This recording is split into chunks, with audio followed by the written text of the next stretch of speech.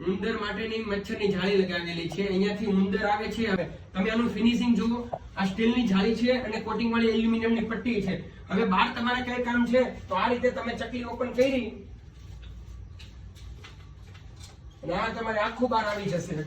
Okay, તમે બહારનું જે પણ કામ હોય કે તમે બહારનું કામ કરી શકો છો। અને આ જાળીનું ખાલી ફિનિશિંગ તમે જુઓ મિત્રો, એકદમ સ્ટ્રેટ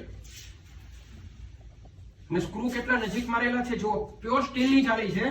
અને આ જુઓ સ્ટીલ, અને આની પાસે તમારે લગાડવી છે તો આવી રીતે કરી યો, આ રીતે લગાડી દીધી અને આ ચકલી પાછી છે, ચકલી કરી દીધી ફિટ। આ જુઓ